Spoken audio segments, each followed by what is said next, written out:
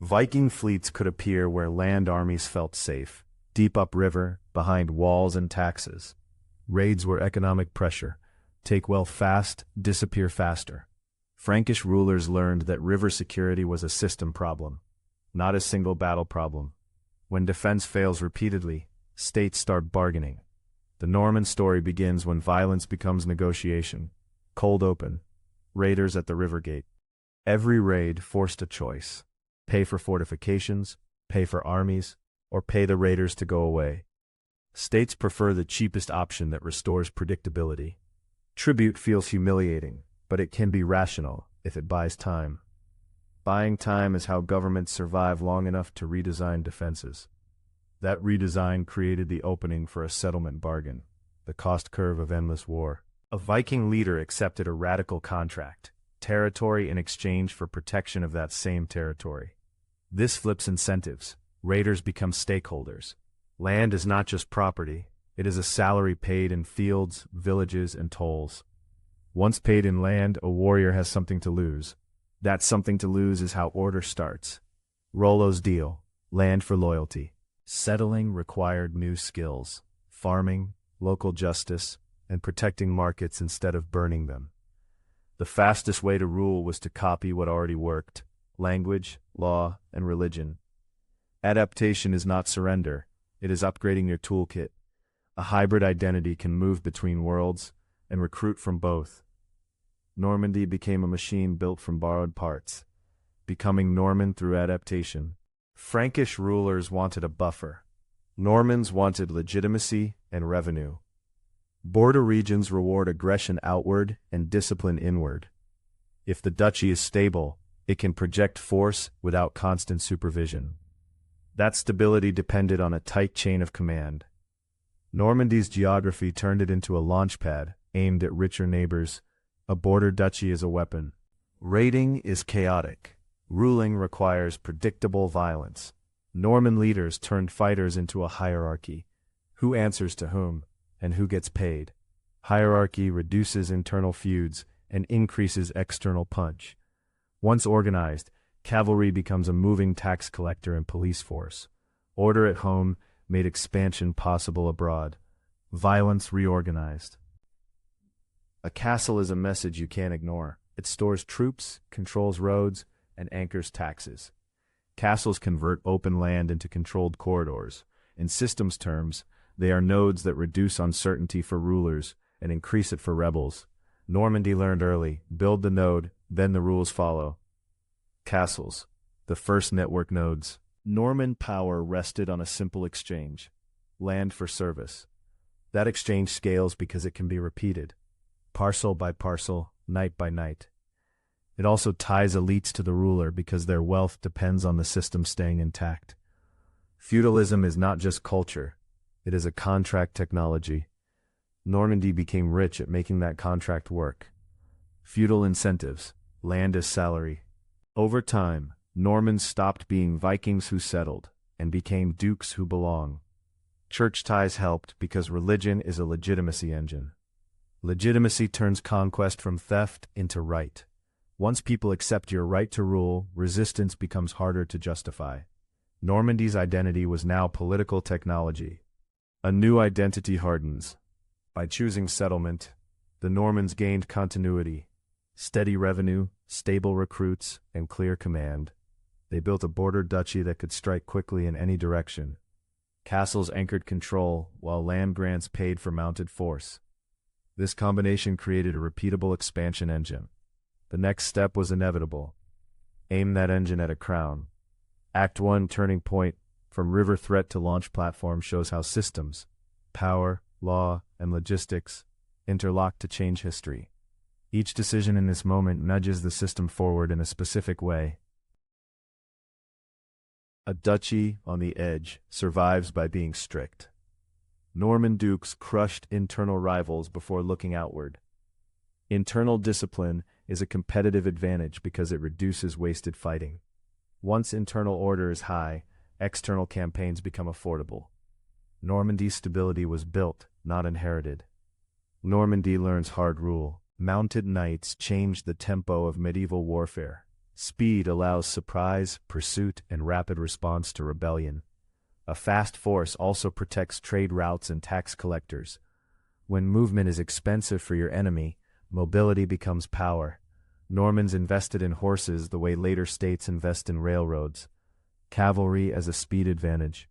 Castles multiplied because they solved several problems at once: defense, administration, and intimidation. A lord in a castle can watch roads, markets, and crossings. A castle also shortens your reaction time, which makes rebellion harder. This is how territory becomes governable. Normans treated construction like strategy: stone and timber, fortification culture. Ruling is not only fighting, it is judging disputes, so people accept your courts. When courts work, violence decreases because conflict has an alternative channel. Courts also produce fines and fees, which become revenue. Revenue funds soldiers who enforce courts, an internal feedback loop. Normandy's governance was a loop that tightened over time. Church support gave rulers moral cover and political allies. Blessings, marriages, and endorsements turned private ambition into public duty. The church also provided literacy and record-keeping, administration fuel. When legitimacy rises, fewer people risk rebellion. Normans learned to buy legitimacy with piety and donations. Church partnership, legitimacy on demand. Medieval power traveled through marriages and kinship as much as armies. A marriage is an alliance that reproduces itself in heirs. These ties create claims, and claims create opportunities. Normans used family connections to reach across borders without moving troops. Family became a strategic supply line. Marriage networks, family as infrastructure. Conquest plans collapse if succession breaks the chain of command. Norman rulers prioritized clear inheritance to reduce civil war. Clear inheritance keeps vassals loyal because they know who to obey next. Stability is not exciting, but it makes expansion possible. Normandy trained itself to survive leadership transitions. Succession discipline, keeping the machine intact. As Normandy grew richer and more organized, neighbors recalculated. A disciplined duchy can act like a small kingdom. Reputation matters because it changes who allies with you and who fears you. Fear can prevent attacks, and also invite preemptive ones. Normans were now a known risk on the political map. Neighbors take notice. Across the Channel, English politics produced openings, rival earls, uncertain succession, and competing promises. Norman leaders watched these cracks like engineers watching a failing bridge. Claims can be built from memories, oaths, and marriage ties. Once a claim exists, it can justify huge investment. England was becoming the next target. The English connection tightens. By now, Normandy had a full toolkit: castles, cavalry, courts, and legitimacy. It had revenue to build fleets and incentives to reward followers. It had a leader who could coordinate multiple systems at once. The remaining step was the highest stakes gamble: invasion. In Act 3, the Norman machine crosses water and tries to capture a kingdom. Act 2, turning point: a duchy ready to bet on a crown, shows how systems, power, law, and logistics interlock to change history. Each decision in this moment nudges the system forward in a specific way, shaping what comes next. England was wealthy, administratively advanced, and guarded by its own elite networks. That wealth made it worth invading, and its systems made it hard to take. A strong kingdom is not just an army, it is taxation, courts, and loyal nobles. To conquer it, you must replace the top layer without breaking the whole structure. Normans targeted the structure, not just the battlefield. England before 1066, a powerful prize. When the English king died without a clear heir, the system lost its main stabilizer. Multiple candidates could claim legitimacy through different stories. In politics, uncertainty is a resource. Whoever moves fastest can shape the narrative. Normandy read the moment as a rare opening. Openings are time-limited. Succession shock. The crown becomes unstable. A claim is a story with consequences. William framed his claim as rightful succession. Harold framed his as lawful election and defense. Both needed allies to believe their version. Belief is strategic, because it turns followers into an army. The struggle began in speeches and symbols before it began on land. Claims multiply, narrative wars begin. Papal endorsement did not add ships or horses by itself, but it changed incentives for supporters. If a campaign is blessed, joining feels safer and more honorable. Legitimacy lowers the moral cost of risk. It can also deter neutral parties from helping your enemy. William turned legitimacy into recruitment. Legitimacy key, papal support as force multiplier. Crossing the channel is a logistics exam. You need ships that can carry horses, food, weapons, and men, then land them in order. Logistics also shapes strategy, where you land, when you sail, how long you can stay. William's invasion was planned like a supply chain, not a raid. That difference is why it worked. Building an invasion, ships, horses, food. Medieval campaigns depended on weather as much as courage. A fleet sitting idle burned supplies and morale. Harold faced threats in multiple directions, which stretched his response time. William waited for a moment when English resources were exhausted. Timing is the hidden weapon of 1066. Timing, waiting for wind and opportunity. Sea crossings compress uncertainty into a single gamble. If storms destroy your ships, the whole project ends without a battle. If you land in the wrong place, local resistance can trap you. But if you land successfully, you arrive with initiative. Your enemy must react. Initiative is often decisive. The channel crossing risk in one night. The first job after landing is not chasing the enemy. It is securing a base. A beachhead needs fortifications, supplies, and command structure. That base becomes your first castle node in enemy territory. From that node you can gather food, control roads, and force a battle on your terms. Normans built the node fast, landing and fortifying. Make a node first. The battle at Hastings was a collision of two military systems, a shield wall versus mobile cavalry and archers. The English system was strong when static and cohesive. The Norman system was strong when it could create movement. Feigned retreats, pressure, and timing tested discipline. We show intensity through posture and dust, not injury. In the end, cohesion broke, and the crown became available. Hastings, a system clash, not a duel. A victory on one day does not govern a kingdom the next day. The Normans now faced the harder challenge, turning conquest into administration. They needed to reward followers without collapsing the tax system that fed the crown. They needed to frighten rebels without turning the land into a wasteland. Act 4 shows how William built a governance machine on top of England's existing one. Act 3, Turning Point, winning the crown is the beginning, shows how systems, power, law, and logistics interlock to change history. Each decision in this moment nudges the system forward in a specific way, shaping what comes next. England's institutions were valuable, so William could not simply smash everything. He needed the taxes, courts, and local administration to keep working. That required replacing the leadership layer while keeping the engine running. Conquest is management under threat. The Normans treated governance as a second campaign. Victory is only step one. Castles were the fastest way to project power with limited manpower. A small garrison in the right place can control a large area. Each castle shortens response time and protects supply routes. As castles multiply, rebellion becomes expensive. England became a network of Norman nodes. Castles spread like pins on a map. William owed rewards to those who risked everything for him. Land grants paid that debt, but they also rearranged England's elite network. Redistribution creates loyalty and resentment at the same time. To reduce chaos, grants had to be structured. Who holds what, and under what obligation? Feudal incentives replaced older ties. Land redistribution, paying the winners. If you evict too many local managers at once, tax collection collapses. William balanced replacement with continuity by using existing administrative habits. You can change who receives revenue while keeping the collection system intact. That is conquest as accounting.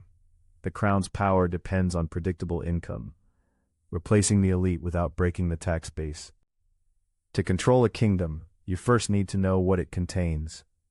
Surveys convert land into data: fields, mills, villages, obligations. Data reduces disputes because it defines what is owed. It also increases extraction because nothing hides easily. Domesday-style counting turned England into a readable system. The Domesday logic: measure to control. Rebellion is often a network event. One lord rises, neighbors decide whether to join. Norman castles disrupted that network by isolating areas and forcing rebels into predictable routes. Fear can prevent coordination, but excessive fear creates more enemies. William's policy aimed to break alliances before they formed. Control is about preventing the second rebel from joining the first. Rebellion risk, pressure builds at the edges. A new regime must demonstrate consequences quickly, or challenges multiply. Deterrence works when punishment is visible and predictable. But predictable punishment requires courts and procedures, otherwise it looks like chaos. Normans used law and force together to signal permanence. Permanence is the real victory. Justice and punishment as deterrence. Normans reshaped the elite culture, church appointments, language of courts, and education of clerks. Changing the cultural layer changes what future decisions feel normal. Over time, norms become invisible control. This is slow conquest, conquest of habits. England began speaking power in new accents. Church and language. Cultural layering. Loyalty is risky to trust, so regimes build mechanisms to verify it. Oaths, bonds, and enforced ties reduce uncertainty. They also create a paper trail, who promised what, so disputes can be punished. Normans turned loyalty into an administrated product. That product made the kingdom manageable. Standardizing loyalty, oaths, hostages, and bonds. By now, the conquest has hardened into structure. Castles, land grants, surveys, and loyal elites. England's wealth now fuels Norman ambition. A stable tax base can finance wars across seas and borders. The Norman family empire is ready to replicate its template. Act 5 shows how the model spreads outward. Act 4, turning point. England becomes a Norman platform, shows how systems, power, law, and logistics interlock to change history. Each decision in this moment nudges the system forward in a specific way, shaping what comes next. Wales was fractured into smaller powers, which created openings for opportunistic lords. Normans advanced by building castles that controlled valleys and crossings. Castles allowed slow expansion without needing massive armies. Local alliances shifted as soon as one side gained a fortified node. The template repeated: node first, then rule. Borderlands, Wales as a castle laboratory. Some Norman lords operated with wide autonomy on frontiers. Autonomy increases speed because decisions don't wait for the king. But it also risks fragmentation if frontier lords become too powerful. The Norman system traded central control for rapid growth. That trade-off shaped everything that followed. Marcher lords, semi-private expansion. Not every Norman win was a battlefield win. In Scotland, Norman-style knights, castles, and feudal contracts entered through invitations and marriages. Adoption can be faster than invasion because it avoids total resistance. Institutions spread like technology when they seem useful. Norman influence often arrived as best practice. Sea travel made coastal Ireland accessible to ambitious lords. Control began at ports and river mouths, logistics points that feed campaigns. Once a port is secured, supplies flow, and local politics must react. Normans treated coastlines like entry ports in a network. Networks reward whoever controls the choke points. Ireland, nodes on the coast. Conquest fails when record-keeping fails. Normans brought clerks, charters, and standardized obligations to frontier regions. Paperwork turns personal power into institutional power. Institutions outlive individual knights. That is why the Norman model could scale. Exporting administration, clerks follow knights. The Norman Empire was not one state, it was a set of related rulers and allies. Family ties created mutual support, shared tactics, and shared legitimacy. When one branch succeeded, others copied the playbook. Shared identity reduced coordination costs. This is how a family becomes infrastructure. The family network, claims across water. Norman knights were mobile professionals in a fragmented Europe. Wherever rulers fought, Mercenaries found wages and land. Mercenary markets reward disciplined fighters with a strong reputation. Normans used warfare as a career ladder. Career ladders turn violence into social mobility. Military entrepreneurship.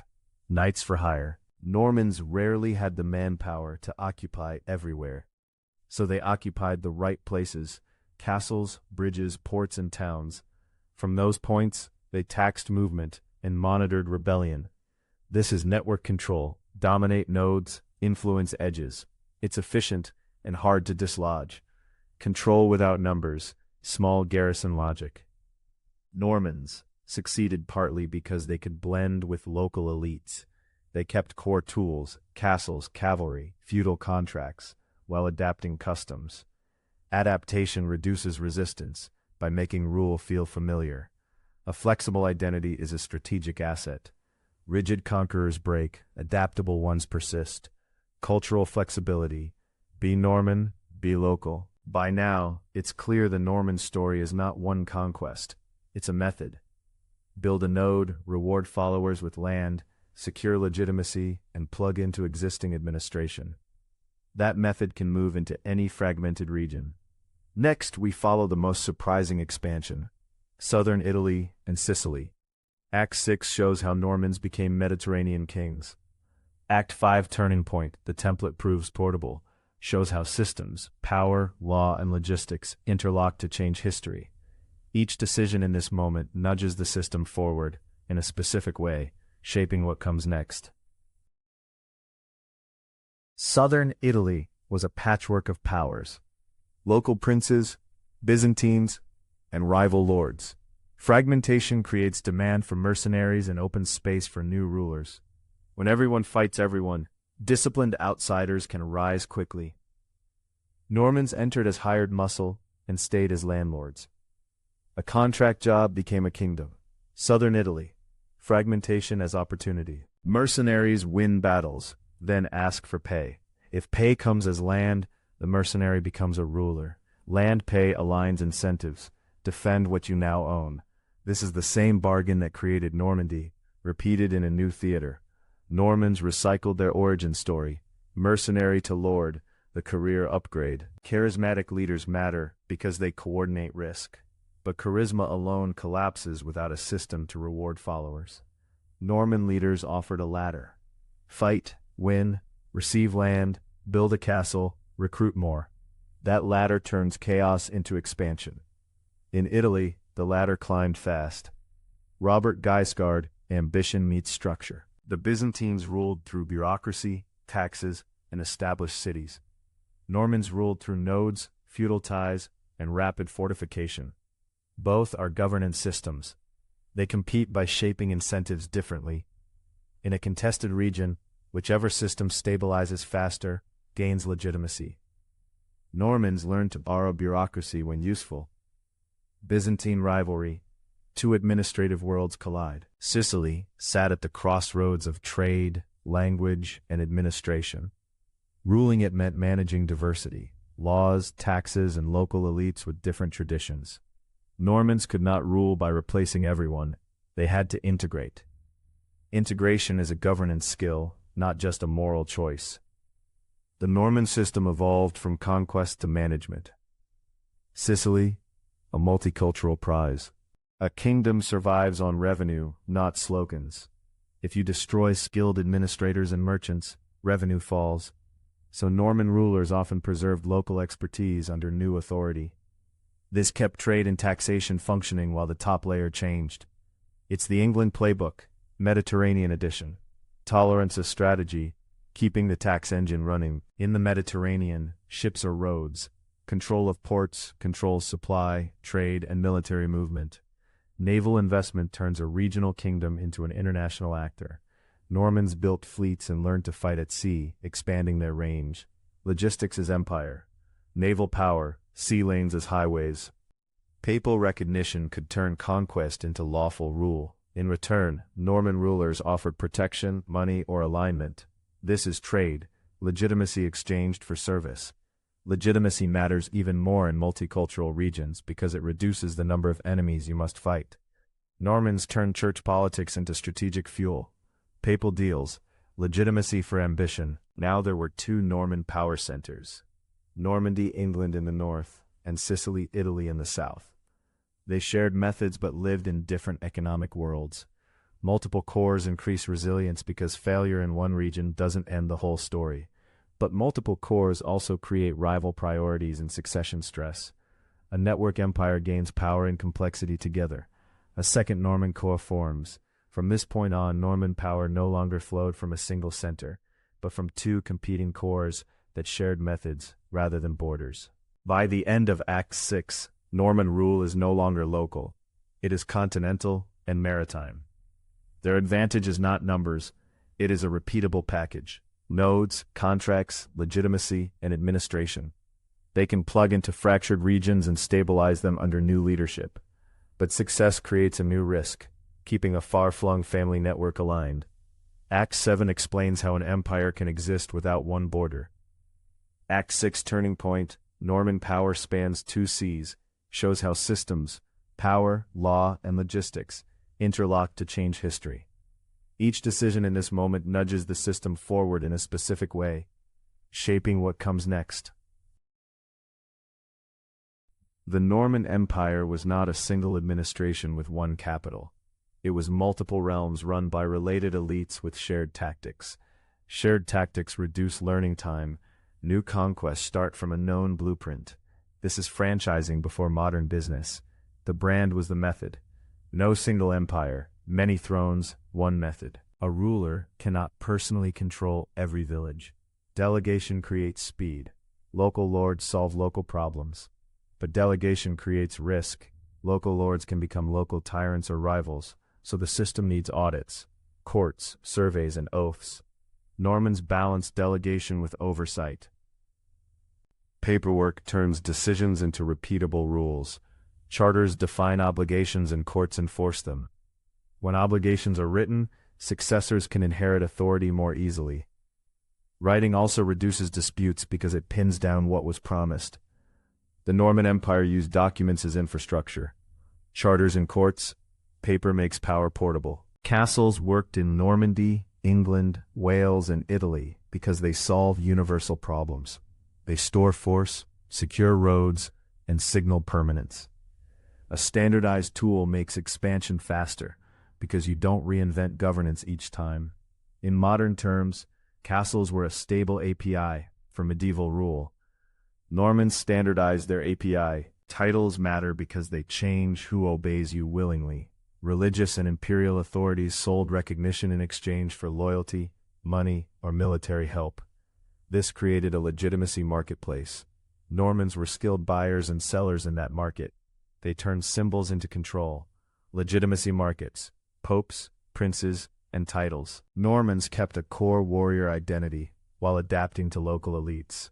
In England, they layered on Anglo-Saxon administration. In Sicily, they preserved multilingual expertise. Adaptation reduced resistance and increased revenue. A rigid conqueror fights forever. An adaptive ruler recruits. Recruitment is cheaper than repression. Shared culture, local adaptation. A network empire depends on stable succession across multiple branches. If heirs compete, the system redirects resources inward. Civil conflicts burn trust and invite external enemies. Normans had discipline, but family politics still created cracks. Cracks are where empires leak power. Succession stress, the weak link of network empires. Rivals adapt too. English, French, Byzantine, and other powers studied Norman methods and built counters. Counter castles, alliances, and propaganda reduce Norman advantage. Once a tactic becomes common knowledge, it stops being an advantage. The system's edge and shrinks over time. External rivals learn the counterplay. Conquest is a one-time cost. Holding is a recurring cost. Garrisons must be paid, castles repaired, fleets supplied, and officials compensated. If revenue falls, holding collapses quickly. This is why administration and taxation are more important than battlefield glory. Empires fail when budgets fail. The cost of holding, garrisons, fleets, and money. By the end of Act 7, the Norman machine is at full reach, a decentralized network of nodes and legitimacy. It's powerful because it can scale methods across regions. It's fragile because family succession and recurring costs stress coordination. The final act asks what lasts when the network fades. Legacy is the shadow of a system.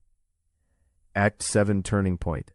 A powerful network, a fragile family, shows how systems, power, law, and logistics interlock to change history. Each decision in this moment nudges the system forward in a specific way, shaping what comes next. Norman success came from combining three elements that reinforce each other. Castles created control nodes, land grants created loyal incentives, and church recognition created legitimacy. Together, they reduced uncertainty for rulers and increased the cost of resistance. This is systems engineering applied to medieval politics. The Normans were excellent engineers of power. Why it worked? Nodes plus incentives plus legitimacy. No advantage stays permanent in a competitive environment. Succession conflicts split resources, while rivals learned to counter Norman tools. Holding costs rose as castles and fleets multiplied. As coordination weakened, the network lost its sharp edge. The system that expands fastest often strains first. Why it didn't last? Succession and counter systems. Norman rule reshaped England's elite language, court culture, and legal habits. Administrative tools like surveys and writ-like procedures tightened royal control over time. Castles changed settlement patterns and the psychology of power. Even when dynasties changed, institutions remained. That is the deepest kind of conquest. England transformed. Language, law, and elite culture. Castle building spread because it works. Once neighbors saw nodes controlling roads and taxes, they copied the model. Europe's political landscape became more fortified and more administrated. That changed warfare, diplomacy, and everyday life. Norman castles were a technology transfer. The castle legacy, Europe learns the node. Norman Sicily showed that conquest could evolve into multicultural administration.